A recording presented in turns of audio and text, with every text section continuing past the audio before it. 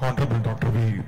Shivadathan, Member of Parliament, Honorable Thiru Kandanapalli Ramachandran, MLA and former State Minister, Respected Thiru T.O.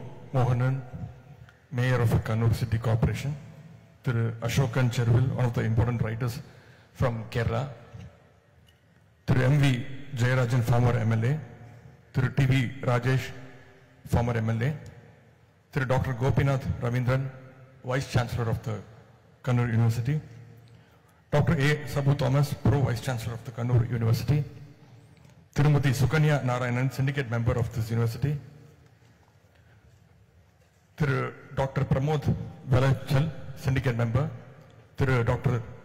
Joby K. Jose, Registrar of the University, Kannur University Literature's Festivals Director, Dr. Thiru Rafiq Ibrahim, Thiru P.S. Sanjeev, Convener of Kannur University, T.P. Akila, Chairperson, Kannur University Union, Thiru C.V. Vishnu Prasad, the Joint Convener of this festival, Kerala Manila Amaipalar, Thimuka Amaipalar Thiru Murugesan, Kerala Manila Thimuka Vachindi Ilangarani Manila Amaipalar Thiru Prince Avargale, respected writers, artists, students, and literature enthusiasts, beloved Malayali friends, press and media, good evening to everyone.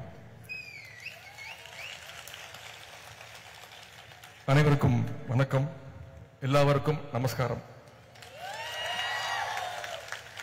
I am deeply delighted to address the esteemed gathering at the prestigious Kannur University Literature Festival right here in Kerala. I am aware that Kerala has always been in the forefront in celebrating literature, writers, arts, and artists. I need to be more careful about the choice of words in my speeches recently, as the fascists are spreading twisted fake news as usual. We have an important responsibility to fight the fake news too. Recently in a conference in Chennai, I spoke about the importance of creating an equal society without caste discrimination. My statement was mischievously twisted and falsely spread by the BJP for cheap political gains. I thank the people of Kerala for standing behind and supporting me at that time. Thank you. And I thank you again for inviting me to the Literature Festival. I believe you have invited me for the reason that I am associated with a political party which was built on a literary and linguistic platform. Since I am representing the DMK government, I would like to speak on the topic Dravidian movement and the literature. This is my first literary festival, assuming charge as a minister. இதற்கு முன்பு சென்னையில் நடக்கக்கூடிய புத்தக கண்காட்சியில் நிறைய முறை பங்கேற்றிருக்கிறேன், நிறைய முறை பேசியிருக்கின்றேன். உங்களில் பலரை கூட நான் சென்னை புக் ஃபேர்ல பார்த்திருக்கேன், நான் நம்புகின்றேன். I am here with the same kind of enthusiasm and happiness. In fact, I would not like to distance myself by calling it your town. This is our town. Such is the similarity between Tamil Nadu and Kerala. We have similar linguistic and cultural ethos. It was for this reason that Tandai Periyar, Periyar Anna and Dr. Kalaignar called the southern states the Dravidian land. Leaders from far of Tamil Nadu have come and organized protests here for the rights of people of Kerala. Leaders from Kerala have hit the streets of Tamil Nadu for the rights of Tamil people too. Dr. T.M. Nair, one of the founding fathers of the Justice Party, the forerunner to Dravida Munnetra Kazhagam, is one such leader. Likewise, Tandai Periyar came and protested for the entry rights into the streets around the Vaikom temple. We are celebrating the centenary of Vaikom protest spearheaded by Periyar.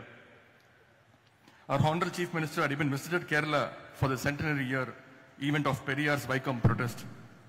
Periyar's Vaikom protest, a book, was released in Kannada language today by our Honorable Chief Minister in Tamil Nadu. It may not be an overstatement to say that there has been a great association between leaders of the Dravidian movement and Kerala since the days of Periyar. I can even cite a personal example for the association.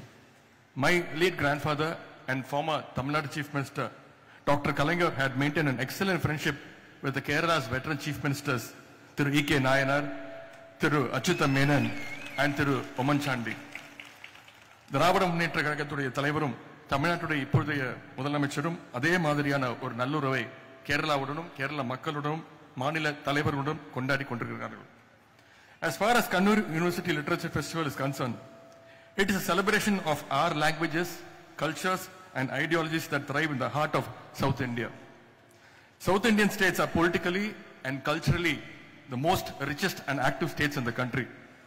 Kerala is one of the most preferred destinations for tourism. There are different kinds of tourism. Tamil Nadu is known for its medical tourism. I would like to recommend that the government of Kerala should arrange a political tourism in Kannur. Such is the level of political activism in the district from where our Honorable Chief Minister Thiru Pinarayi Vijayan avargal hails from. Tamil Nadu and Kerala have a rich literature history. Tamil Nadu's literature dates back to over 2000 years. Our Dravidian politics was built in the platform of literature. Our leaders, Thandai Periyar, Periyar Anna, Dr. Kalaignar had shaped the Dravidian movement through their writings and speeches. Therefore, people call Dravidian movement as Ezhudhiyum Pesiyum Valarndha Iyakkam. திராவிட இயக்கத்தைச் சேர்ந்த தலைவர்கள் மட்டுமே 100க்கும் மேற்பட்ட இதழ்களை நடத்தி வந்தார்கள். திராவிட முன்னேற்ற கழகமே முடிவெட்டும் கடைகள், tea கடைகள் எல்லாம் படிப்பகமாக்கினார்கள். Their writings and literature continue to inspire us even to this date. I am sure they will continue to do so in the ages to come. It is the ideas, writings and literature of the Dravidian icons like them have kept the regressive force at bay in Tamil Nadu and in Kerala. For any literature, language is its root. Dravidian movement made a severe fight to resist Hindi imposition.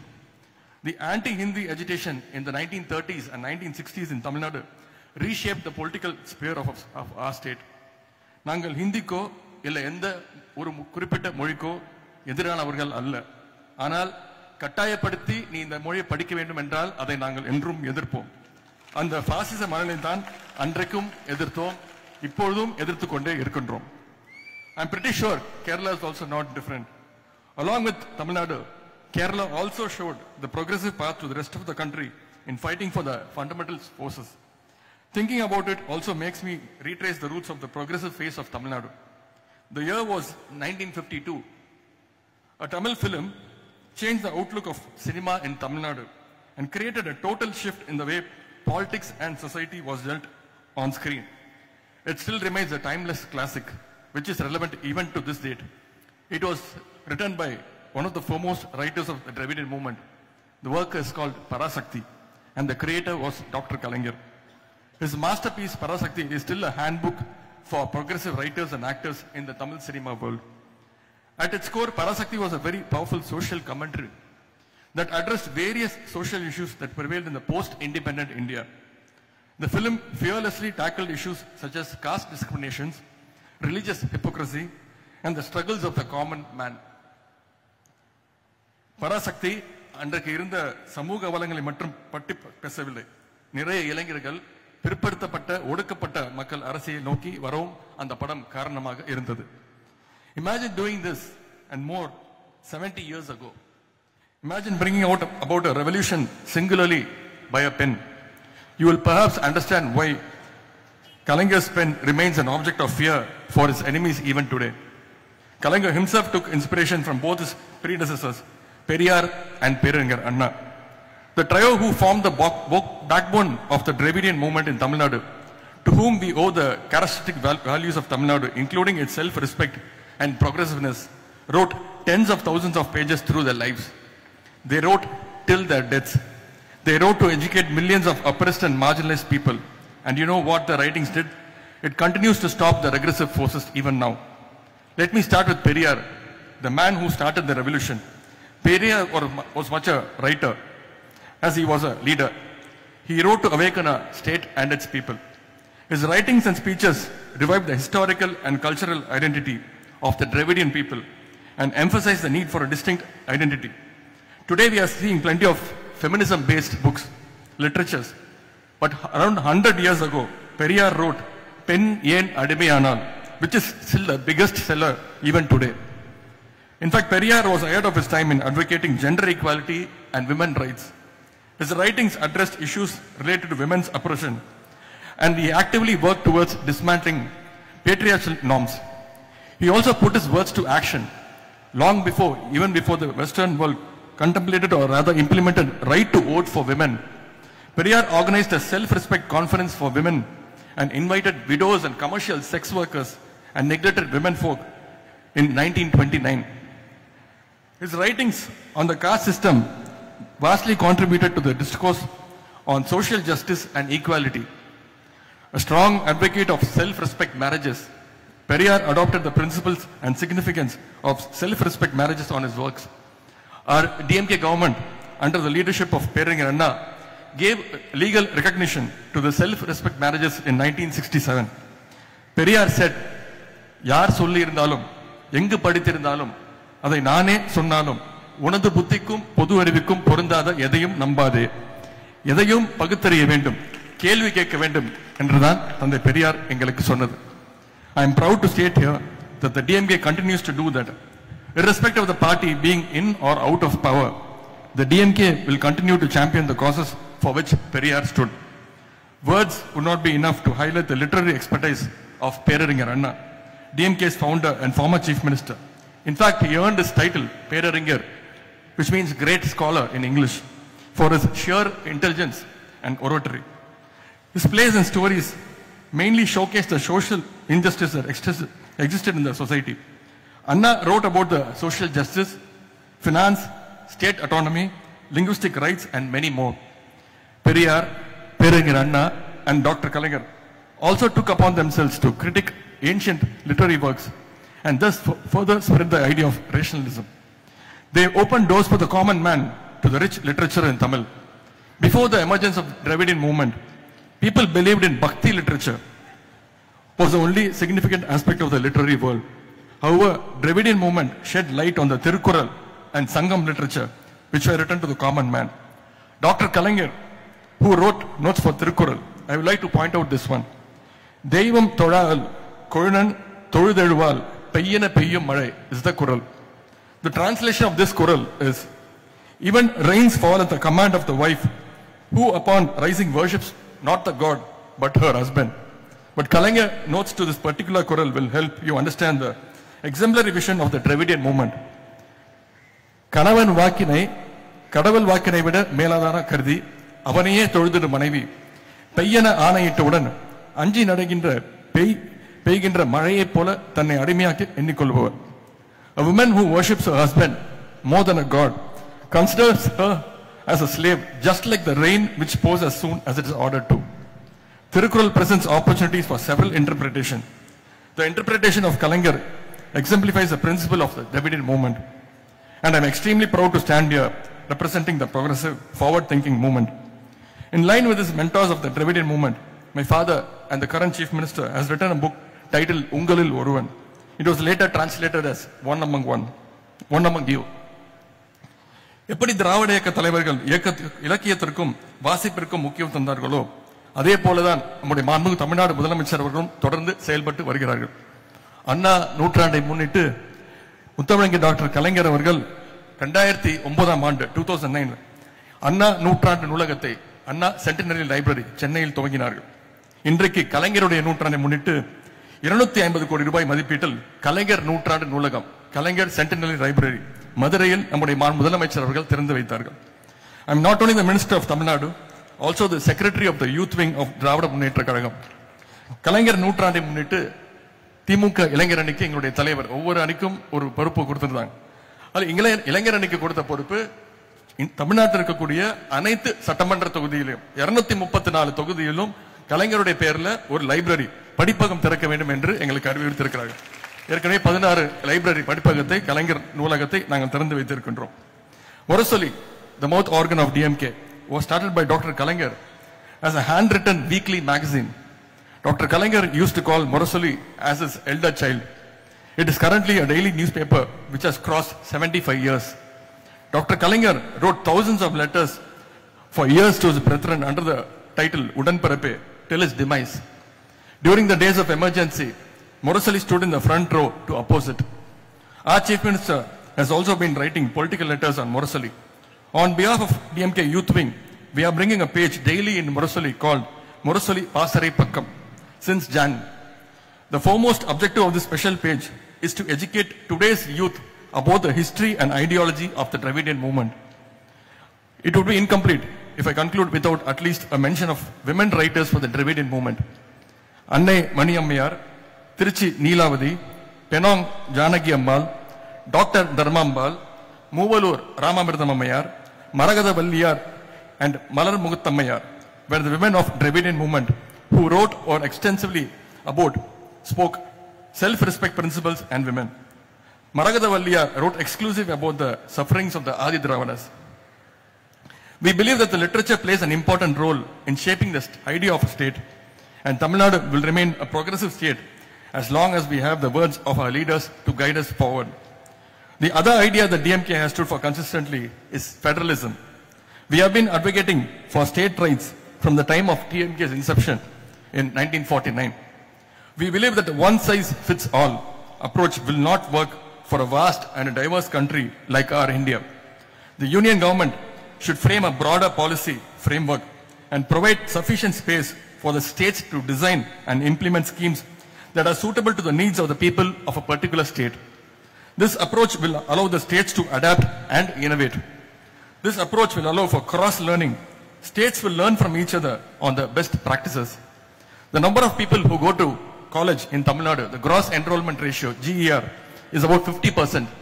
This is better than the USA, where the GER is around 41% and on par with Scandinavian countries. It is a phenomenal achievement, an achievement that stands testimony to the Dravidian model of governance.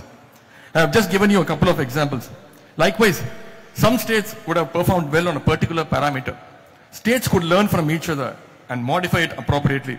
Therefore, we advocate a system where the union government acts as an enabler and supports the state to design and implement schemes that are relevant to their context. This can be the approach for truly cooperative federalism. Unfortunately, the last few years, the union government has not followed this approach. Rather, they have been using all the possible means to centralize power and dictate terms to the states. The union government is using independent investigative agencies to hunt its political opponents across the country. The union government is sending governors to the non-BJP ruled states to ruin their administration. The functioning of Tamil Nadu governor is a case in point. I think you're also having the same problem in Kerala. Most recently, the union government has taken another outrageously regressive step to hamper developing the medical infrastructure of Tamil Nadu. A recent example of this is the guidelines issued by the National Medical Council. The guideline says that the medical colleges shall follow the ratio of 100 MBBS seats for every 10 lakh population. This will affect states like Tamil Nadu, Kerala and Andhra Pradesh. The union government has stopped the move temporarily after our Honorable Chief Ministers stressed the same. Today, our gathering isn't just about literary expertise. It's about honoring the rich linguistic heritage that defines our identities, our struggles, and our aspirations. Our languages aren't just mediums of communication. They represent the ethos of our civilization, resonating with the soul of our ancestors, echoing their triumphs, and carrying the torch of their struggles. It is about ensuring that every individual, regardless of the language they speak, has the right to express, learn, and preserve his or her cultural legacy. State autonomy, another cornerstone for our discourse, stands tall as an emblem of self-determination and governance. Empowerment means it's about providing every region with the resources, opportunities, and autonomy necessary for holistic development. It's about acknowledging that a nation's strength lies in the equitable growth of all its constituent parts. Unity in diversity is our greatest strength. Our languages, cultures, and traditions aren't barriers. They are bridges that connect us, surpassing boundaries and uniting us in a shared celebration of humanity. Together, let us script a narrative where every language flourishes, every culture thrives, and every individual finds pride in their own heritage. நம் நாட்டினுடைய மாநில மொழிகளை பாதுகாக்க, இலக்கிய வளத்தை பாதுகாக்க, மாநில உரிமை, கல்வி உரிமை காக்க தமிழ்நாடு மற்றும் கேரள மக்கள் இணைந்து போராடுவோம், பாடுபடுவோம். In the entire India, the BJP faced a complete defeat in Tamil Nadu and Kerala in the 2019 parliament election. They could not even make a single seat in these two states. It is a proof to show how our people are progressive and against these divisive factors. 2024 Lok Sabha elections are nearing. We should repeat the bitter treatment to the fascists again.